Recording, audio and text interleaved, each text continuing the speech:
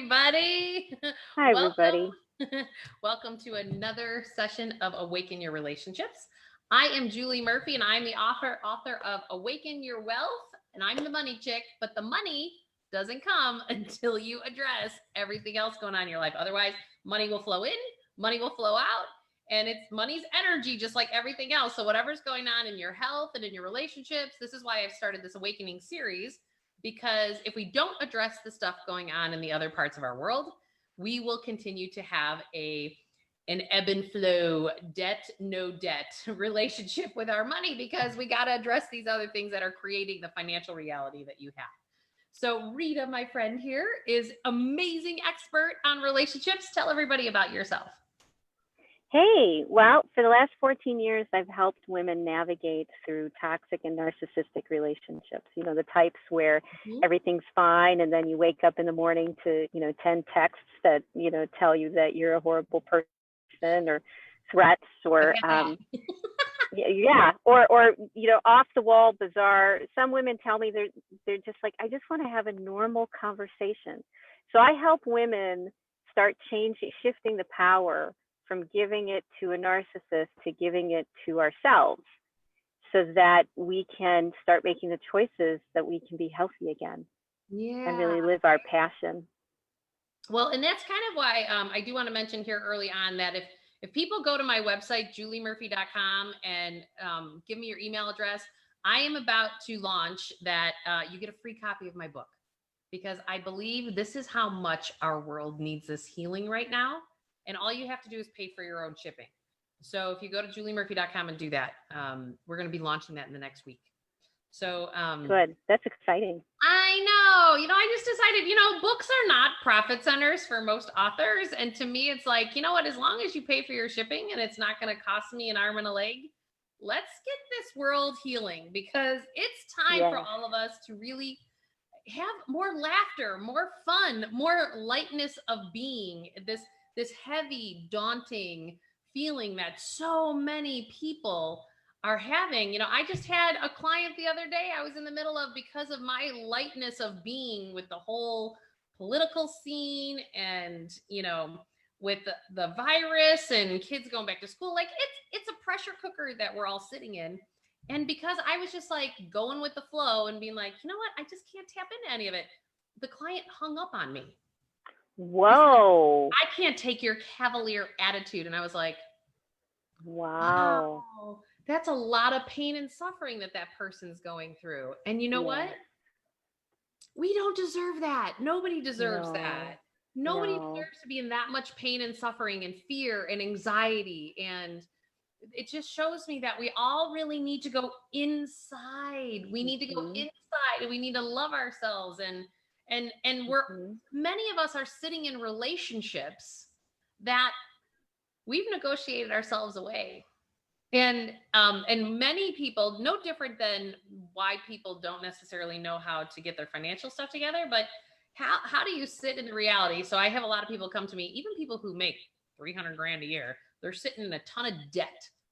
And people don't know how to get to a life that they love when they're like dealing with so much of their financial past with their debt. And relationships are the same thing.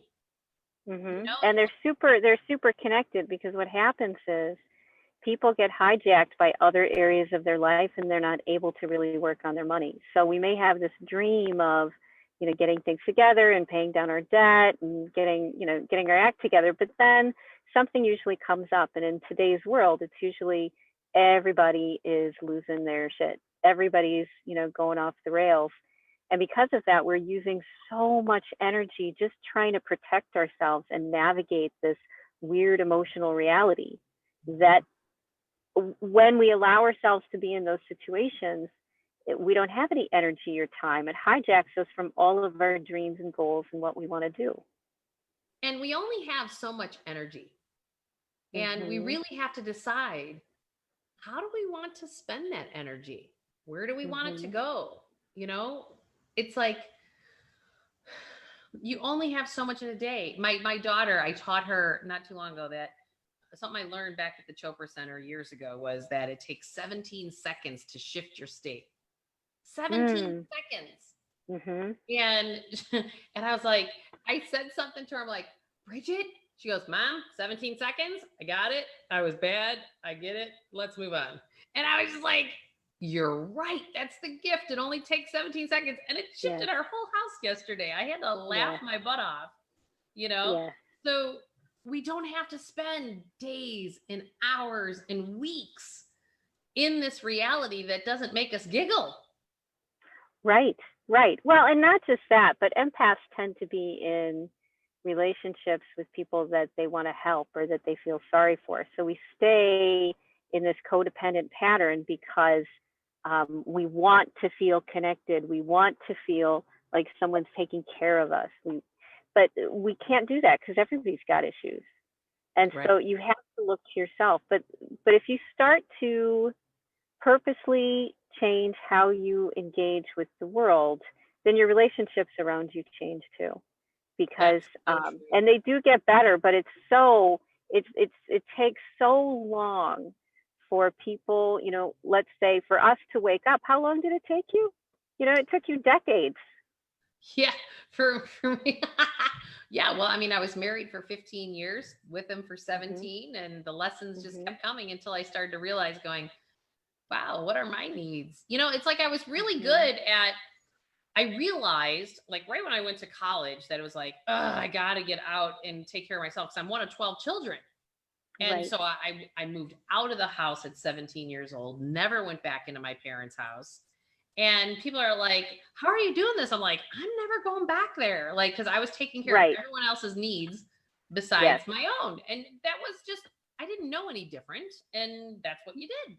We all helped each other out. And then I was like free as a bird in my 20s. I started my own business, you know, just rocked it. I traveled the world, ran a couple marathons, loved it. And then, unbeknownst to me, I went back into like the relationships, like my household I grew up in at 29 years old. I went back into it. And then I spent, and so much of the patterning wasn't apparent to me until I had children.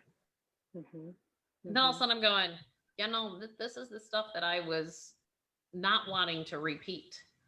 And not good or bad. We all do our best. And it's no fault to anybody. It's just the fact that it was time to move to this next place, time to move to this next, you know.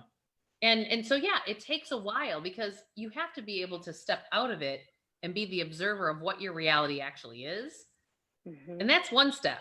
The second step is finding the courage to actually then do those things.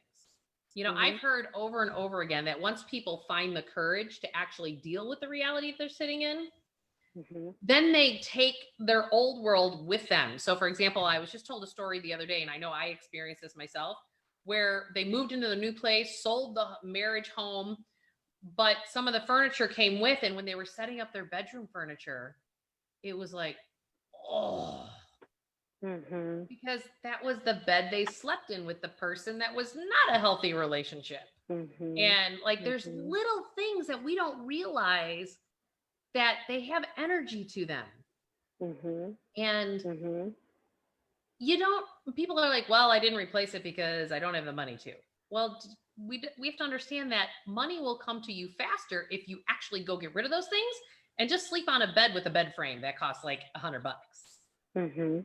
You know, like, we don't realize that that's the ripple effect of things when you decide to start shifting your reality. But you have to, my recommendation is always like, take those steps. I don't even care if, I think about when I first moved into my condo, and I was in my 20s, I didn't have anything. I was building a business and then buying a condo in a place that no one in my family's ever lived. And I remember going, I have no idea how I'm going to furnish it. And I stuck my bed in the living room because it faced Lake Michigan, and there was a mattress on the living room floor because I didn't want to create debt to furnish my house, because that gave me a lack of freedom in how I wanted to build my business. And I was okay with that. And post-divorce, it was the same thing. I had rooms that were just empty because I had to get rid of all the furniture that represented that. And I even wasn't perfect on it. I started to realize, going, oh, there's more. It's even deeper energy. It's the colors on the walls. It's the, and it's interesting, things that he picked out, not I picked out, right? And so it's really interesting in how even when we find the courage to actually then move our reality, you got to go deeper because you're going to giggle more when you do. And that's just the beginning of the process. When you start to have the courage, when you start to, the thing that would always get me and gets a lot of people is when we have any sort of trauma in our childhood, and pretty much everybody does, it leaves behind markers. And those markers are like buttons that just keep getting pushed. And every time they get pushed and we suppress the emotions and we hide them and we lie about them and to ourselves even and control them, then it adds another layer and then it adds another layer. And because it's a pattern of being, a habit of living, how we relate to people. And so when we're reacting to somebody in a toxic relationship, we're not even really reacting to them. We're reacting to all those layers and the initial traumas that we had. And so it takes a hell of a lot of courage to face the child abuse or to chase, or to face the domestic violence that was in someone's home, or to face the dysregulation or the fact that they were taken advantage of or brainwashed into thinking this is what life was like. Right. So we're responding many times not to the actual situation, but to our feelings that are coming up. And so that 17 seconds that you said, yes, it only takes 17 seconds to go out of dysregulation where you feel crazy to regulation. But it's not always that fast, because we wait too long. And then we're so overwhelmed and so flooded with the feeling that nothing you do will make you feel better. Right. And then you just have to that's your wake-up call that you need to do something right now that puts you into a better space. And as you said, getting yourself into a different environment is a good first step. Yeah, that's so true. And it just, allows you to go to that next right step for yourself. Because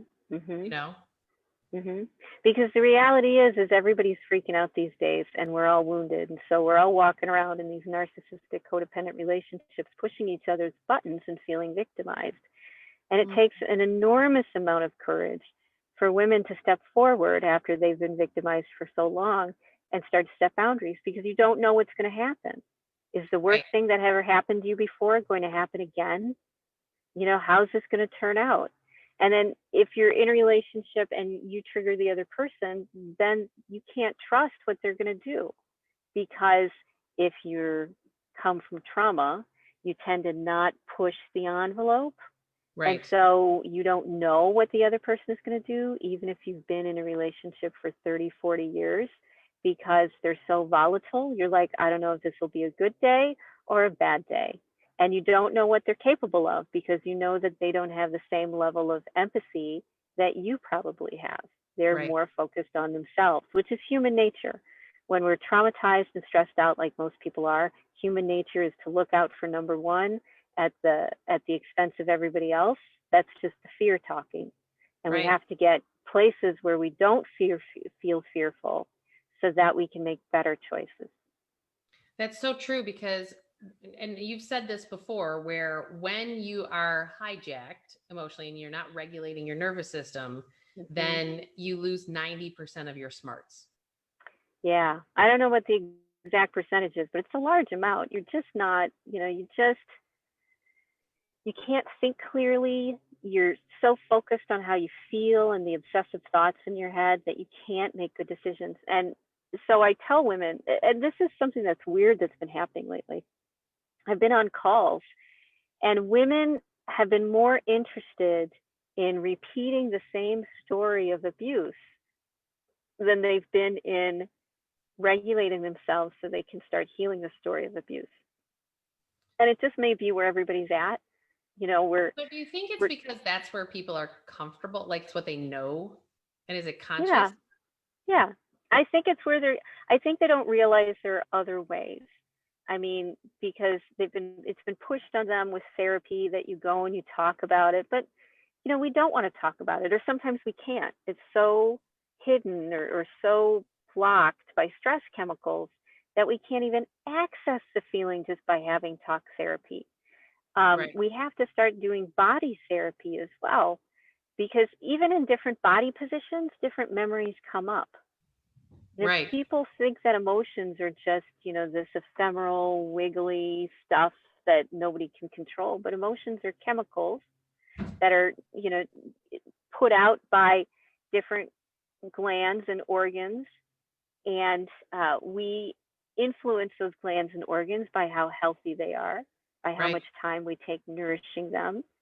And we can tell them to stop by the choices we make. We can, it's like if you're hungry and you eat something, you're not hungry anymore. This is the same sort of thing. If you're stressed and feeling hijacked, the first thing you need to do is stop and get yourself into a better space, because otherwise you're still reacting like you were a little girl, or when you were raped, or when you were molested, or when you saw something bad happen to somebody else.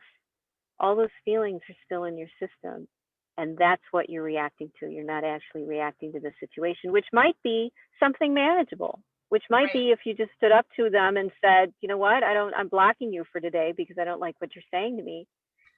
For a woman in a codependent narcissistic relationship, that's terrorizing, because you don't know how it's going to turn out. Am I going to be sent pictures of the other person that he's sleeping with? Am I going to be, blackmailed? Am I going to be threatened that I'm going to be homeless and on a street corner? These are all the things that women in codependent relationships worry about. And so in order to take that step and have that courage, it literally feels like, looking into the mouth of an angry lion and thinking, no, that's stupid, I'm not doing that.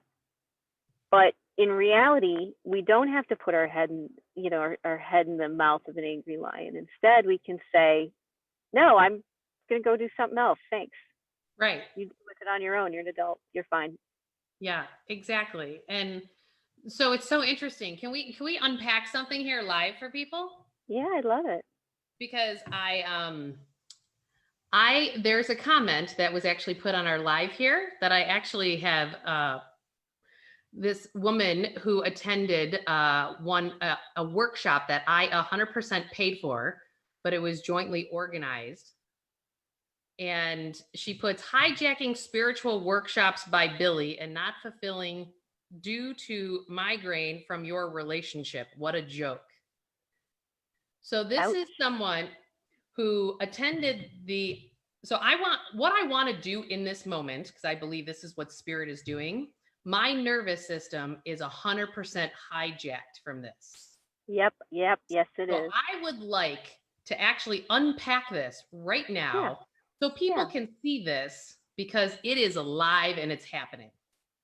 Yeah. Okay. So you're in the middle of, and it'll be good for me too, because all empaths are like the canaries in the coal mine. And so we are feeling the level of stress that everybody else literally is not consciously feeling. We're consciously feeling it. And it's like we're in the middle of a fucking hurricane. It is a hurricane. And yesterday, as Mercury went into retrograde, it's like this gateway open.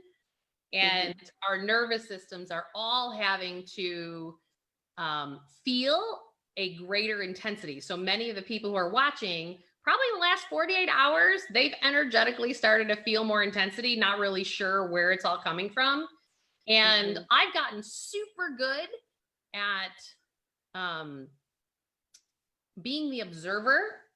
So like, I know my nervous system is hijacked by this person who attended a workshop of mine that doesn't understand that I didn't hijack anything. I 100% paid for everything, floated it all, and nobody even actually paid enough to be there to actually cover their own costs. Right. So we're going to pause for a second. And let's start just by giving yourself a little bit of comfort. So we're going to Haven, and I'll do it with you because I need comfort too. You ready? Ready. Okay, so hazing is when we stroke our arms or our face or our hands 20 times, and physically it talks to the body and tells our nervous system that it's safe and that it can start to let down. So this is a nice safety thing to start with. And all you have to do is notice your level of intensity on a 0 to 10 scale. Kind of what's the intensity right now? Oh, I'm a 10. Like, okay, yeah. If I wasn't live right now, I'd go run a marathon. yeah. I'm like at an 8. So this happens to the professionals. It happens to all of us because this is great life. to do this live. Absolutely. This is life. Okay, so 20 times. Ready? Let's go. Ready. 1, 2, 3, 4, 5, 6, 7, 8, 9, 10, 11, 12, 13, 14, 15, 16, 17, 18, 19, 20. Has the intensity gone down at all? Oh yeah, I can breathe finally. Okay, good. So now what we're going to do is we're going to play a little game. So we're going to do the TAT points. So for everybody out there, it's your thumb and your ring finger, and they go on the inside of your eyebrows. So it's like you follow your eyebrows and right on the inside of your eyebrows. Those are 2 good acupressure points. And then your 2 middle fingers kind of rest in the middle.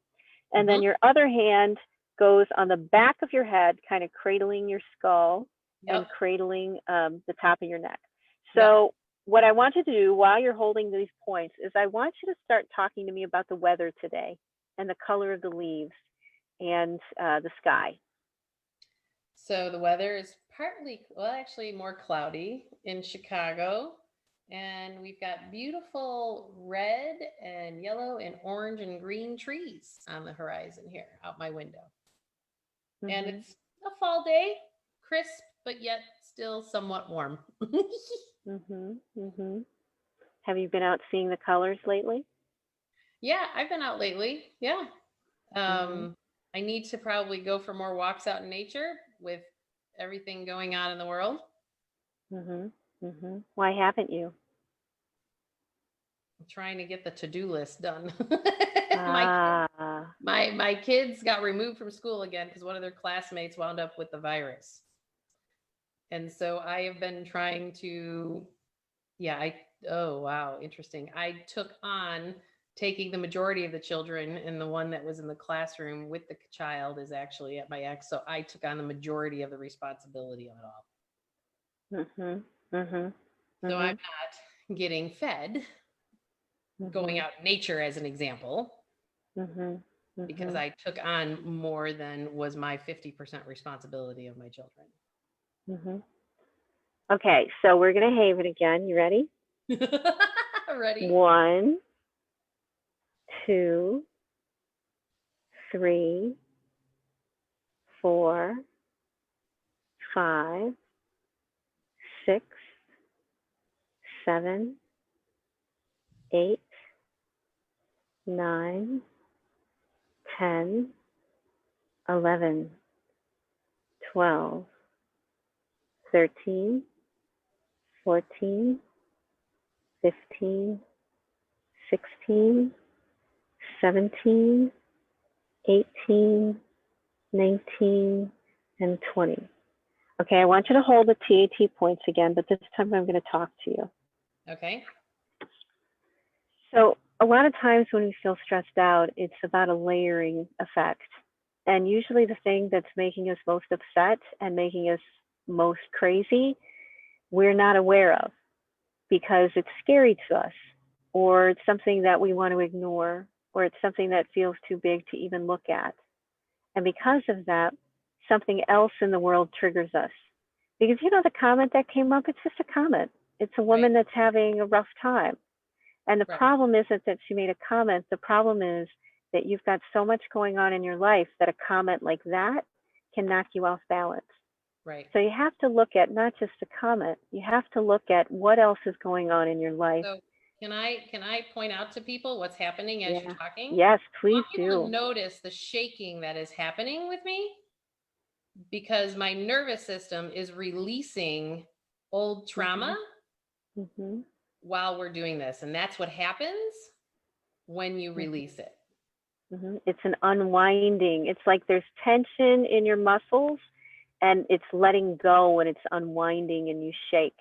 And your body finally, because it's opening, the chemicals of cortisol and adrenaline, which have been trapped in your body, are starting to be pushed back into your bloodstream so that you can process them out.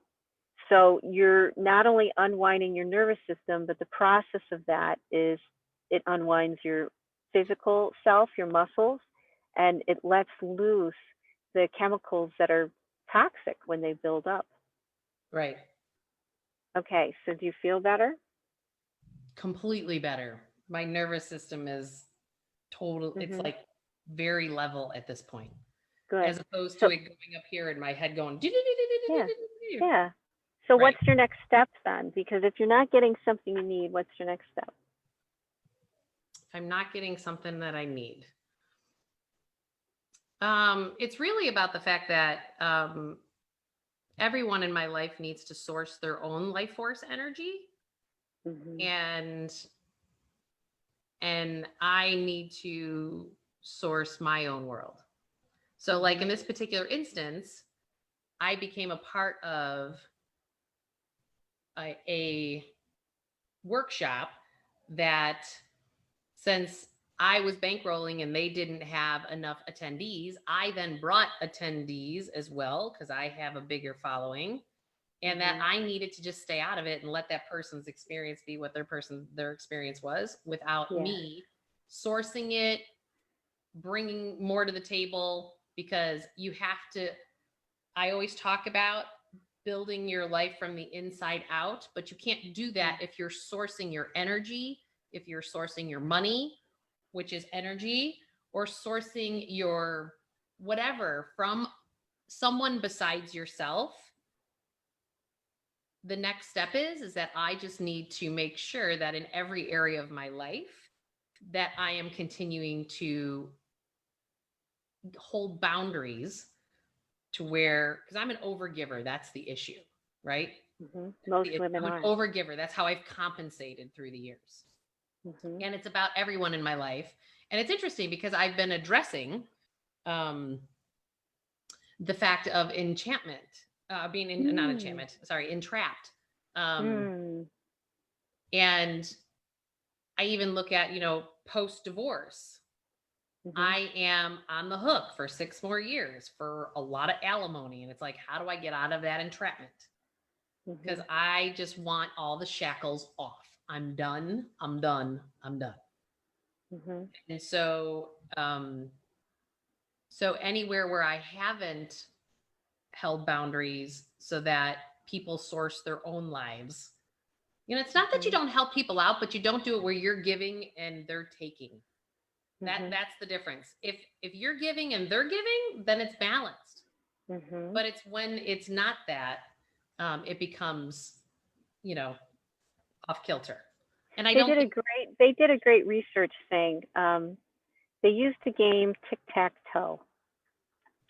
And for whatever reason, they had people come up with all sorts of crazy algorithms. Maybe it wasn't tic-tac-toe. It was decision making. It was how to make the best decision.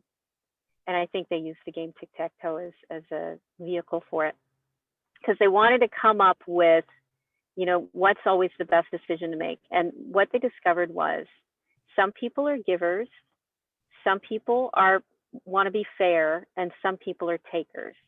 If you want to be most successful in the world, you align or you resonate or you treat people the way that they're treating you, because that's what they're looking for. That's the energy and the space that they're in. So if someone's kind to you and you're kind back, things are wonderful. If someone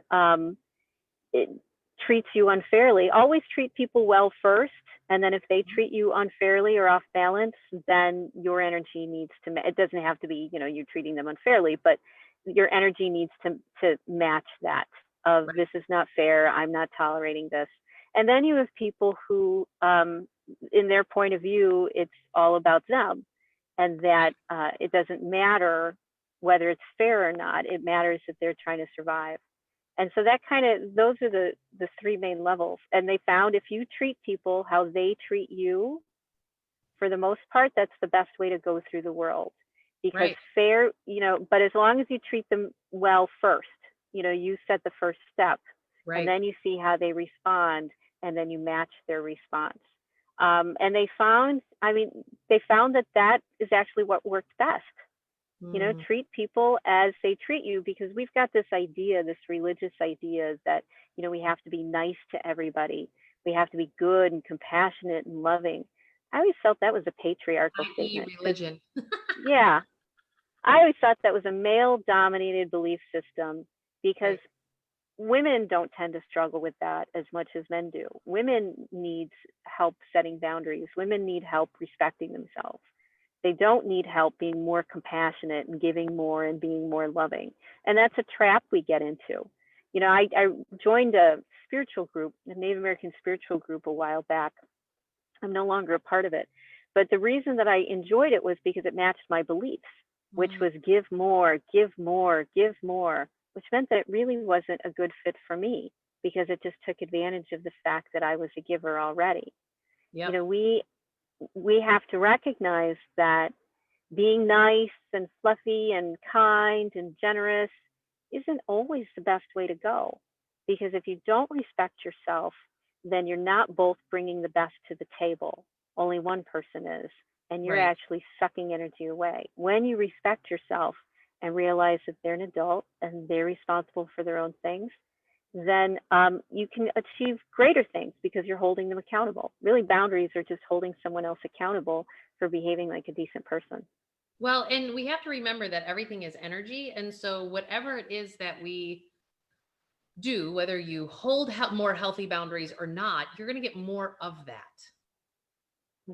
And you just need to know that that's what you're putting out there from an energetic vibration perspective, because we live in a hologram, and so I always say that our mind, our thoughts, our words, and our feelings is the vibration we put out into the world. And whatever that is, boundaries or no boundaries, that's what you're ripple affecting back to you to have more of that experience in spades. So if you're constantly victimized, then you're putting out that victim energy. Brene Brown says most compassionate women she knows are women who have strong boundaries.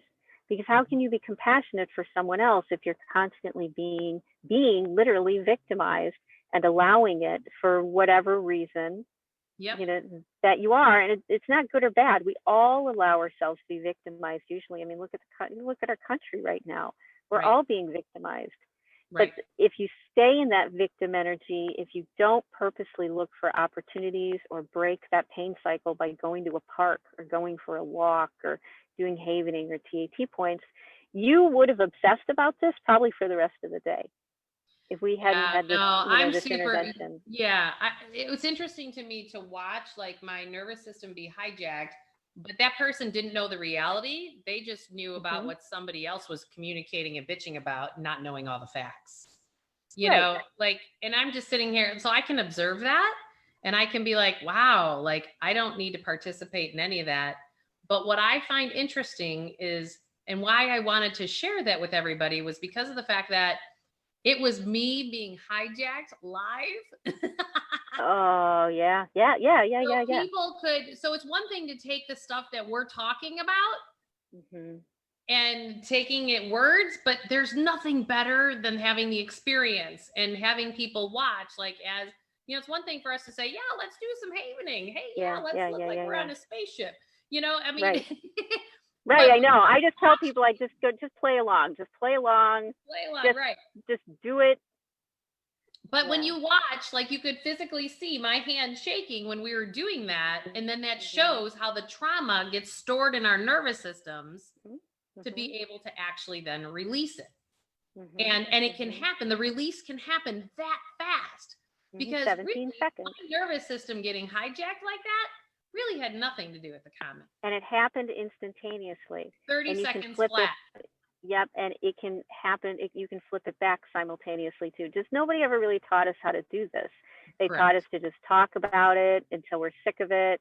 They taught us to, drink more or eat more or distract yourselves more or stay away from people who challenge us. That's how we're taught to deal with it. We're typically deal with our stress in 5 ways. We people please, we become very rigid in our thinking, we get angry, Totally. we put blinders on, and we Totally. disassociate. And I try to suggest to people that, yes, those are the 5 normal ways that people react to stress. And you need Right. to train yourself.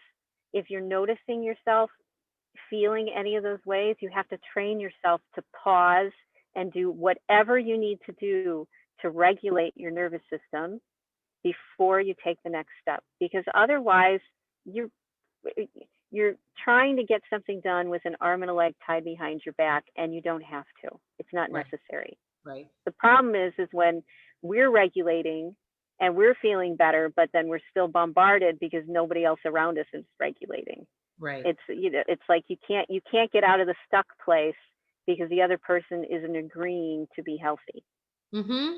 Right. Well, and the other piece to me that I have learned through the years is that when we actually shine the light on the darkness, like, so for an example, I remember early on in my relationship divorce process, my ex-husband, because I had almost died on the operating table having my last child, and I had this client who had reached out while I was in that postpartum experience and just was checking in on me periodically. Well, that turned into, oh, are you two having an affair? Oh, and I'm like, what? Like, no, not even close. And then I started like trying to just call the client only from the office, not from my phone. I'm going, what am I doing? Right, you change your whole life to accommodate somebody.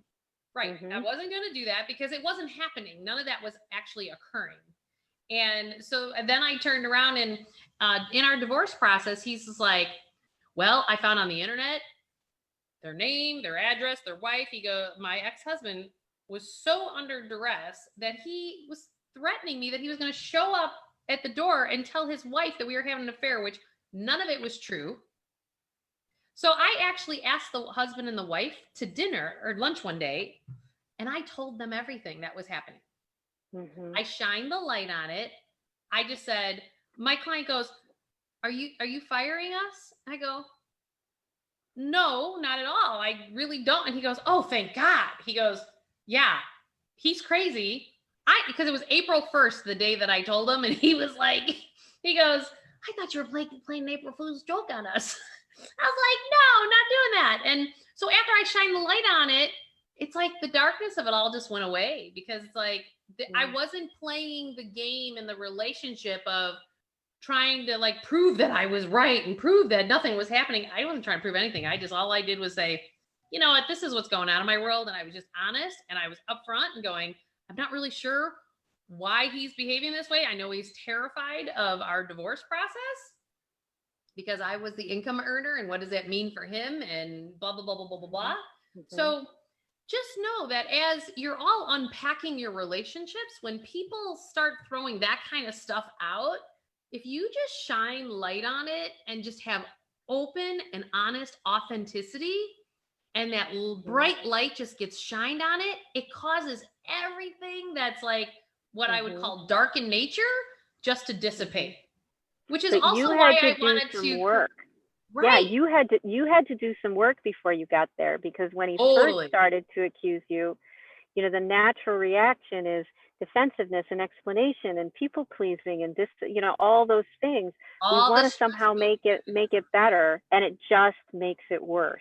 Totally. The only way to make it better is to get back into your regulated self so you can make good decisions. Because even being authentically emotional for when someone else is angry or dysregulated, it's not going to make an effect. They're going to think that you're just manipulating them or trying to use your emotions as a way to, as a way to get them to change their mind or do something different. That's just normal. Right.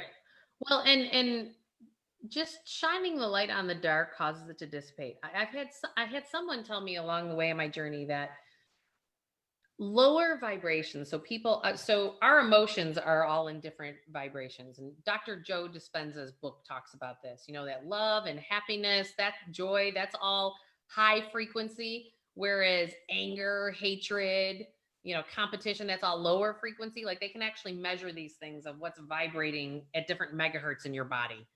And he talks about, well, and I've realized that someone said to me,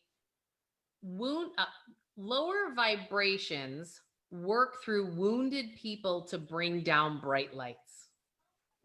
And they do it through this place. So I've also come to recognize that when people are triggered and lash out, that they're a wounded person who's just trying to, it's like that whole statement we all talk about, misery loves company. And it's because they are not dealing with their own wounding. So they want to bring everybody else to their traumatized state and pull everybody to that. And so it's and we literally physically get addicted to certain types of emotions because we've had them so often that we naturally sort of gravitate, or we crave towards feeling victimized and scared. You know, we naturally gravitate towards that. And it takes a conscious effort to say, I'm not going to allow myself to feel scared. I'm going to do something different. I'm not going to allow myself to feel angry. I'm going to do something different. And then after, if I regulate it, I still want to address it, then good. But the problem is usually the toxic people won't leave you alone. So you have to set good boundaries until you get into a good space and you feel more regulated. And if you don't know how to set boundaries, then it's just all crazy land. Well, and what you've reminded me over and over again is that when someone is the toxic person, if you keep holding boundaries and then it's not fun for them anymore, they actually leave you alone. But you have to stop playing the game with them. That's where your work is stop playing the game with them. Because it's a game. In their mind, in many toxic people's minds, it's a game. It's how am I going to win against you? It's about how do I win? How do I win? How do I manipulate you? How do I control you? How do I make you do what I want you to do? Without ever thinking of a bigger picture or the other person's reality. It's all about how do I control the situation. So many toxic people, or when people are being toxic because they're being hijacked, emotionally hijacked, they will behave in ways that it is a game. You get like super intellectual about it and rigid in your thinking, and you're like, I'm going to win and you're going to lose and I'm right and you're wrong. That's so true. You know, and then it just you're goes like, and goes and goes and goes and goes and goes, and it's like, enough. Yeah, and you can't even have a conversation with that. Yeah, I have so many women that say, I just want to have a normal conversation with them, like I have with other people. I don't want it always to be drama. And many people, drama is their norm. Right. And it's a way of being, and it's a way of plugging into the world. That's what they just decide to do. You know? Yeah, yeah. It's after what Joe Dispenza says, when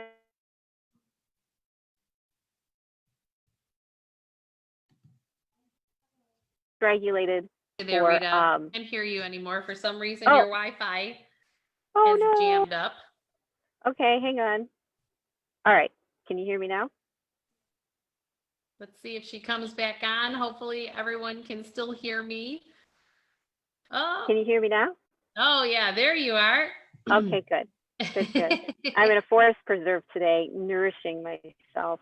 Smart. So Joe Dispenza says that if you're dysregulated for, let's say a few days or a few weeks, it's a mood. If you're dysregulated for a few months or a few years, it's a temperament. If you're dysregulated for the majority of your life, it becomes a personality trait. So we think that all these things, which are personality traits, are who we are, but in reality, that's just a dysregulated version of who we are. If we bring ourselves back to center and balance time after time, then we lose those personality traits because they weren't really who we were. They weren't really our true self. They were just the stressed out, scared, overwhelmed version of ourselves that thinks that we have to, hide or fight somebody or run away. And I would like for people to understand that we can choose to not be that version of ourselves. Like, even if you've been that way for 20, 30 years, no time like the present. I had a 72-year-old man decide to go back to law school because he always regretted not being a lawyer. You know, like, we can really choose, you know, and I know, and he practiced law until he was in his mid-80s. And I swear it added years to his life, you know? It was just something he always wanted to do. Not that I'd want to be a lawyer, but for him it worked out. But but that's what, I don't care what season of life you're in. I don't care if you have grandkids or if you're just starting out. Like I had somebody ask me, when did you know that you may have made a mistake in your marriage, marrying this guy? And I remember the day very clearly when I came home and we were going to our first family party on his side, and he laid out my shirt, my pants, my shoes, my bra, my underwear, my socks, and he goes, "You'll be wearing that to my family party." And I go, "Are you kidding? Are you kidding?" And he's like, "I'm dead serious. What part about obey and serve do you not understand in your wedding vows?" Oh, and my I thought God. he was completely screwing with me because I never saw that man before I married him. Right. Never, ever, ever saw that, ever. Right. And clearly I didn't wear that outfit to that. And it turned into this whole argument on the way there, like, because I didn't wear the clothes he wanted me to wear. He called me a fat ass the whole way. And like, "You're a disgrace, blah, blah." Like, I'm not really sure what's going on over there. But I'm an independent chick. But what was interesting is that I just thought he was going through something. I was like, I don't really know what to you. That's what happens. You kind of look at him and like, what's going on? And it's so weird, and you don't understand it, that you just sort of let it go and hope it doesn't come back. Well, and so over the years, you know, it was just finding that new place of where to be in relationship. And so I even want people to hear that if they're early on in relationships and some of those warning signs are there, love yourself enough to listen to those warning signs. You know, because you don't have to choose, you know, and I actually did not consciously choose that. I really didn't really know what the hell that was because it never happened again. Right. But I held really strong boundaries that was never happening again. But the fact that it even came up, it was like, wow, that was a test. It was a test. Yeah, it is a test, and it's a test for ourselves of, can we love and respect ourselves enough to get ourselves back centered? Because I can imagine he was nervous about seeing his family. He wanted, you know, you to be this, you know, someone that made him look good, and he had opinions about what you would, I mean, just he needed that control again. And when people can't recognize that they're being controlling when it's pointed out to them. Yeah, because that's one of the stress responses that you talk about, right? That trying to entrain or control another person. Yes, exactly. And that's people pleasing in many ways too. When you people please, it can be abusive because you're trying to influence or change somebody else's state of mind and emotions intentionally. Right. And that's not fair. It's not fair when people try to do it to you, and it's not fair when we try to do it to other people. Right. The web we weave, it's ebb and flow. And here's what I know. We just have to follow our instincts.